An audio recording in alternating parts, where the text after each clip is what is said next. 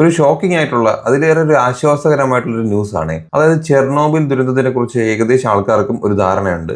Nuclear waste തിന്നുന്ന ഒരു കൂട്ടം ഫംഗസിന്റെ കണ്ടെത്തൽ ഇപ്പൊ സയൻസ് നടത്തിയിട്ടുണ്ട്. അവയുടെ പേരാണ് ക്ലാഡോസ്പോറിയം സ്ഫീറോസ്പെർമം, കൂടാതെ സൈറ്റോഒക്കസ് നിയോഫോർമാൻസ്. അത് വെറുതെ സർവൈവ് ചെയ്യുകയും മാത്രമല്ല, അതിനകത്ത് അത് മൾട്ടിപ്ലൈ ചെയ്യുകയാണ്. വളരെ ആശ്വാസകരമായിട്ടൊരു ന്യൂസ് ആണ്. എന്താണ് ചെർണോബിൽ ദുരന്തം എന്ന് അറിയാമല്ലോ? പണ്ടത്തെ സോവിയറ്റ് യൂണിയൻ ഭരിച്ചുകൊണ്ടിരുന്ന സമയത്തുണ്ടായിരുന്ന ഒരു ദുരന്തമാണ് കേട്ടോ. അതായത് ന്യൂക്ലിയർ പവർ പ്ലാന്റ് ബ്ലാസ്റ്റ് ആയതാണ്. അതിന്റെ കോറിലുണ്ടായിരുന്ന 1-2 ഇഷ്യൂ കാരണം പൊട്ടിത്തെറിച്ചതാണ്. 1986 ഏപ്രിൽ 26-നാണ്. ഇതിന്റെ പ്രധാനമായിട്ടുള്ള വിഷയം എന്ന് വെച്ച് കഴിഞ്ഞാൽ, ഇത് പൊട്ടിത്തെറിക്കുന്ന ആ സമയത്ത് ഷോർട്ട് ടേം ആയിട്ടും കുറെ ആൾക്കാർ മരിക്കും, ലോങ് ടേം ആയിട്ടും കുറെ ആൾക്കാർ മരിക്കും. ലോങ് ടേം ആയിട്ട് മരിക്കുന്ന ആൾക്കാർ കുറച്ച് ഭയാനകമായിട്ടാണ് മരിക്കുക. കാരണം വെച്ചാൽ എക്സ്പോഷറായി, റേഡിയേഷൻ എക്സ്പോഷറായിട്ട് അതിനെ സംബന്ധിച്ചിടത്തോളം കുറേ രോഗങ്ങൾ വന്നുപെട്ട് ആളുടെ ഇമ്മ്യൂൺ സിസ്റ്റം കംപ്ലീറ്റ് ഡാമേജ് ആയി അങ്ങനെ മരിക്കുന്ന കുറെ ആൾക്കാരുണ്ടാവും. അതാണ് ഈ ന്യൂക്ലിയർ വാറിനൊക്കെ ഗവൺമെന്റ് അധികം സപ്പോർട്ട് ചെയ്യാത്തത്.